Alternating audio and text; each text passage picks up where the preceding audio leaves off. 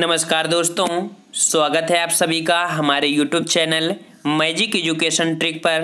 दोस्तों, इस चैनल पर सभी कॉम्पिटिटिव एग्जाम के प्रैक्टिस सेट कराए जाते हैं। ये चैनल आपका प्रैक्टिस सेट के लिए बनाया गया है और हम लोग इस वीडियो में पढ़ने वाले हैं जो कि आपके 700 क्वेश्चनों की सीरीज है जनरल साइंस की। इस समय एग्जाम में देखा जाए तो सबसे ज़्यादा महत्वपूर्ण आपकी जनरल साइंस होती है। सिलेबस आपका छोटा होता है, लगभग 700-800 क्वेश्चन आपको पढ़ लो, लगभग आपके 25 क्वेश्चन आपके कंप्लीट हो जाते हैं। तो लगातार आप अगर पढ़ रहे हैं तो लगातार प्रत्येक पार्ट को पढ़ लीजिएगा। प्लेलिस्ट बना दिया है, वहाँ पर आप देखते रहिए। अगर आपको अच्छा लगता है तो वीडियो को लाइक करने के साथ साथ शेयर और आप सब्सक्राइब जरूर करिएगा। तो यहाँ पर चलते स्टार्ट करते हैं। आपका क्वेश्चन नंबर आपका दिया है और ये क्वेश्चन हमने पिछले वीडियो में कमेंट किया था, सभी बच्चों के सही जवाब भी आए थे। क्वेश्चन कह रहा है वॉशिंग मशीन का कार्य सिद्धांत है। वॉशिंग मशीन का एक नाम भी होता है प्रक्षालन मशीन। क्या नाम होता है? प्रक्षालन मशीन। कभी कभी इसका नाम आ जाता है प्रक्षालन मशीन।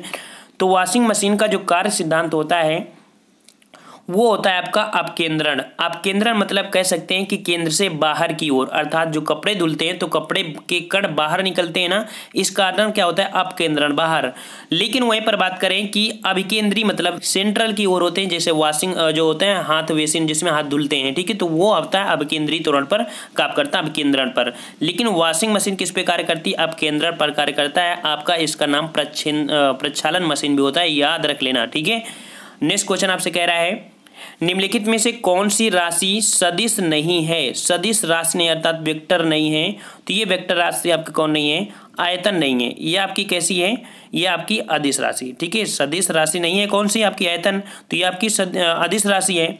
और जो सदिश राशि होती है तो वहाँ पर याद रखना वह वर्ड हमेशा मिलता है। वह वर्ड जो होता है वो हमेशा सा वाले में मिलता है, वाह वाह वाह, है ना, ऐसे मिलता है। तो कभी कभी ये थोड़ी सी ट्रिक भी होती है कि जिस पे वह मिले वो हमेशा सदिश में होते हैं, जिसमें ना मिले तो आपका होता है वो अदिश। लेकिन कुछ अपवाद के तौर पर होते हैं तो दो चार आपको रटना पड़ता है, ठीक है। नेक्स्ट कह रहा है निम्नलिखित में से कौन सी एक सदिश राशि है? सदिश राशि, तो देखो ज़्यादा से ज़्यादा फोकस हमने बताया कि किस पे फोकस करना है, वा में। तो वा किस में मिल रहा है? आपको ए में मिल रहा है ना। देखो वा मिल रहा है ना, इसमें बा मिल रहा है, लेकिन वा पर ज़्यादा फोकस करना है तो वा आपका इसमें मिल रहा है संवेग, ठीक है। तो आपका ए नंबर सही हो जाएगा। नेक्स्ट कह रहा है पदार्थ के संवेग और वेग के अनुपात में कौन सी भौतिक राशि प्राप्त की जाती है? तो संवेग और वेग के अनुपात को जो कहते हैं उसे क्या कहते हैं? उसे बोलते हैं द्रव्यमान। क्या बोलते हैं उसे? द्रव्यमान। आपकी भौतिक राशि प्राप्त की जाती है, द्रव्यमान, ठीक है। और नेक्स्ट क्वेश्चन आपसे कह रहा है बल गुणनफल है। जो बल गुणनफल है तो बल क्या होता है?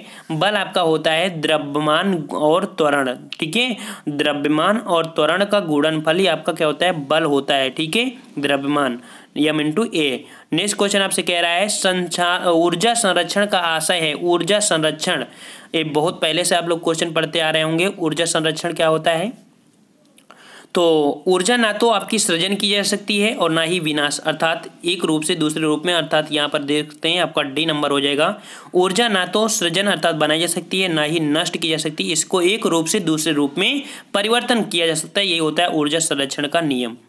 नेक्स्ट क्वेश्चन आपसे कह रहा है एक ट्रेन जैसी ही चलना आरंभ करती है उसमें बैठे हुए यात्री का सिर पीछे की ओर झुक जाता है, इसका कारण क्या होता है? तो आप चाहे ट्रेन में बैठे हो, चाहे किसी साइकिल में या किसी गाड़ी में, जब अचानक चलना प्रारंभ करती है तो जो यात्री का सिर होता है पीछे की ओर झुक जाता है। इसका मतलब होता है कि उस पर एक बल कार्य करता है, वो होता है गति का जड़त्व नियम। गति का जड़त्व, स्थिर नहीं होता है, स्थिर का जड़त्व नहीं होता है, गति का जड़त्व नियम आपका कार्य करता है। बी नंबर सही हो जाएगा।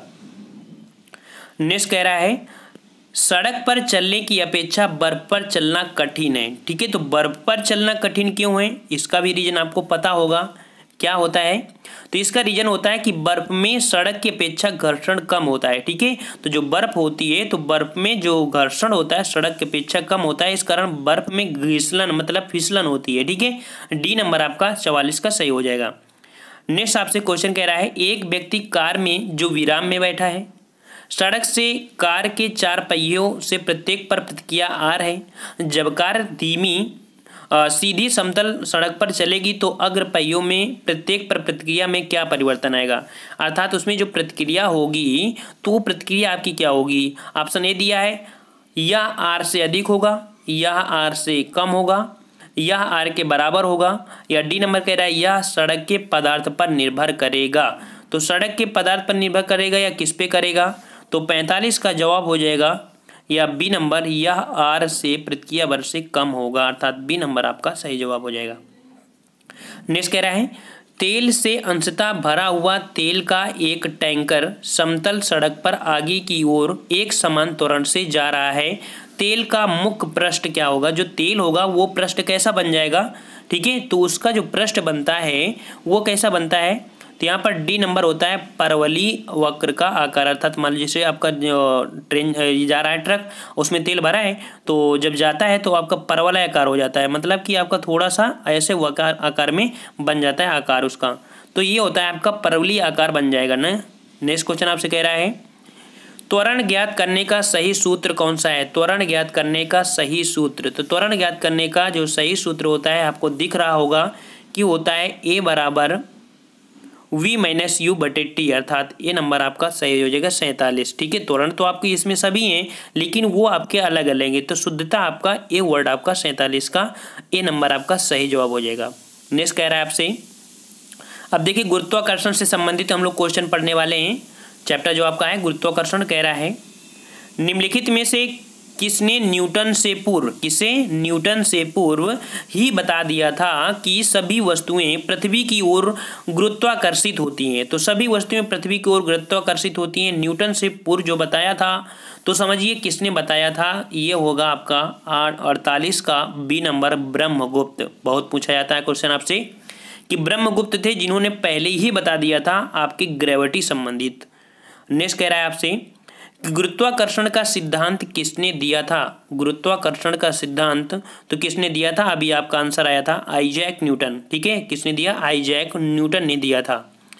नेक्स्ट कह रहा है गुरुत्वाकर्षण के सार्वभौमिक नियम का प्रतिपादन किसने किया था, तो इसका भी जवाब आपका हो जाएगा ए नंबर, अर्थात न्यूटन हो जाएगा। ठीक है, नेक्स्ट आपसे क्वेश्चन कह रहा है अंतरिक्ष यात्री निर्वात में सीधे खड़े नहीं रह सकते हैं, क्यों, तो क्यों नहीं रह सकते हैं, क्योंकि गुरुत्व ही नहीं होता है, अर्थात ए नंबर आपका हो जाएगा गुरुत्व ही नहीं होता है, तो कैसे खड़े रह सकते हैं, अर्थात ए नंबर आपका सही हो जाएगा। यहाँ पर चारों ऑप्शन में आपको परिवर्तन दाब दिया है, दाब से कोई मतलब नहीं होता, गुरुत्व से मतलब आपका होता है। नेक्स्ट आपसे क्वेश्चन कह रहा है, थोड़ा सा इसको सेट कर लेते हैं, चलिए कह रहा है अंतरिक्ष यान जो चक्कर लगा रहा है से एक सेब छोड़ा जाता है तो वह कहाँ जाएगा, अर्थात अंतरिक्ष यात्री जो चक्कर लगा रहा है, राउंड कर रहा है, अगर उससे कोई एक सेब छोड़ दिया जाए वहाँ से तो वो सेब कहाँ पर गिरेगा, तो वो सेब क्या होगा कि अंतरिक्ष यान के साथ साथ उसी गति से गतिवान हो जाएगा। मान लीजिए कि अगर आपका कोई अंतरिक्ष यान ऐसे राउंड कर रहा है और अगर आप वहीं से आप सेब कोई डालते हैं तो सेब भी आपका क्या हो जाएगा, रोटेट उसी में होने, उसी के आसपास आपका उसी दिशा में आपका उसी गति में आपका रोटेट होने लगे, गतिवान हो जाएगा, सी नंबर आपका हो जाएगा। नेक्स्ट क्वेश्चन आपसे कह रहा है पीसा की झुकी हुई मीनार, देखो बहुत बार क्वेश्चन आपसे पूछा गया है, पीसा की झुकी हुई मीनार गिर नहीं जाती है, क्यों, तो पीसा की मीनार जो झुकी हुई है बहुत लेकिन गिरती नहीं है, इसका मतलब क्या है, ये क्वेश्चन आपसे पूछा जाता है। तो इसका मतलब यही होता है कि जो गुरुत्व केंद्र से जाने वाली ऊर्ध्वाधर लाइन अर्थात रेखा तल के अंदर ही रहती है, और मान लीजिए कोई आपका गुरुत्व तल है, अगर इसका जो गुरुत्व बाहर चला जाएगा तो गिर जाएगी, लेकिन ये जो गुरुत्व होती है वो उसी के भीतर ही है, इस कारण नहीं गिर रही है, लेकिन लगातार धीरे धीरे झुक रही है आपकी, ऐसा नहीं है, और कभी ना कभी गिरेगी लेकिन अभी नहीं गिरेगी। ठीक है, क्योंकि इतना जल्दी से इफेक्ट नहीं होगा, तो आपका डी नंबर होगा गुरुत्व केंद्र से जाने वाली ऊर्ध्वाधर लाइन तल के अंदर ही रहती है, इस कारण से। ठीक है, नेक्स्ट क्वेश्चन आपसे कह रहा है यदि पृथ्वी और सूर्य की दूरी जो है उसकी स्थान पर दुगनी होती तो सूर्य द्वारा पृथ्वी पर गुरुत्वाकर्षण बल जो कि पड़ता हुआ कितना हो जाता, तो पृथ्वी और सूर्य की दूरी अगर दुगनी हो जाती तो क्या होता है ऐसी स्थिति में, तो ऐसी स्थिति में होता कि अब जितना है उसका चौथा भाग हो जाता, अब जितना है उसका चौथा भाग आपका गुरुत्वाकर्षण होता। नेक्स्ट कह रहा है जब कोई वस्तु ऊपर से गिराई जाती है तो उसका भार होता है, तो उसका भार क्या होता है, अपरिवर्तित रहता है, क्या होता है, उसका भार आपका अपरिवर्तित रहता है। नेक्स्ट कह रहा है लकड़ी कमल लोहे व मोम के समान आकार के टुकड़ों को समान ऊंचाई से पृथ्वी पर गिराया जाता है।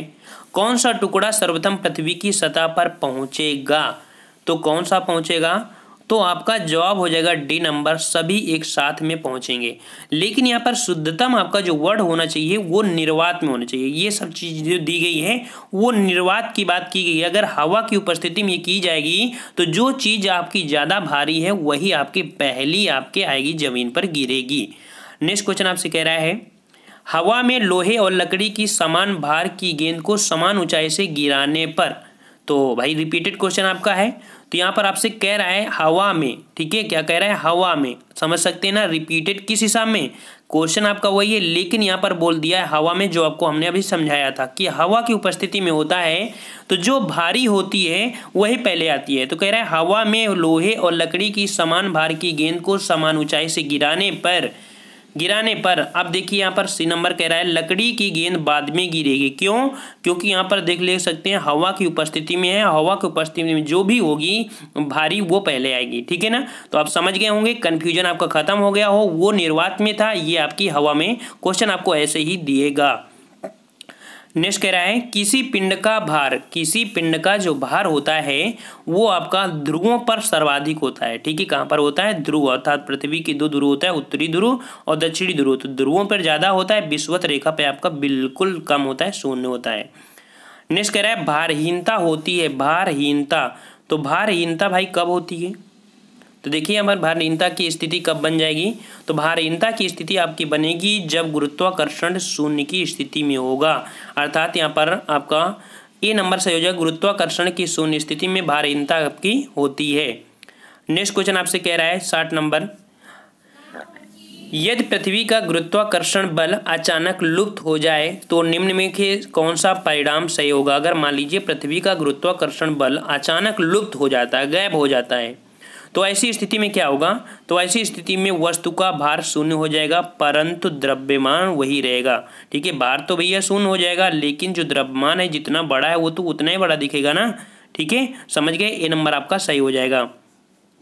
नेक्स्ट कह रहा है पृथ्वी के चारों ओर परिक्रमा कर रहा कृत्रिम उपग्रह इसलिए पृथ्वी पर नीचे नहीं गिरता क्योंकि पृथ्वी का आकर्षण, ठीक है, पृथ्वी का आकर्षण यहाँ पर क्या हो जाएगा, ठीक है। क्वेश्चन एक बार पढ़ लो, आंसर देखते हैं। पृथ्वी के चारों ओर परिक्रमा कर रहा कृत्रिम उपग्रह इसलिए पृथ्वी पर नीचे नहीं गिरता क्योंकि पृथ्वी का आकर्षण उसकी गति के लिए आवश्यक त्वरण प्रदान करता है, उसकी गति के लिए आवश्यक त्वरण प्रदान करता है जो कि पृथ्वी का आकर्षण, ठीक है। तो आपका डी नंबर आपका हो जाएगा, उसकी गति के लिए आवश्यक त्वरण प्रदान करता है आपका कौन?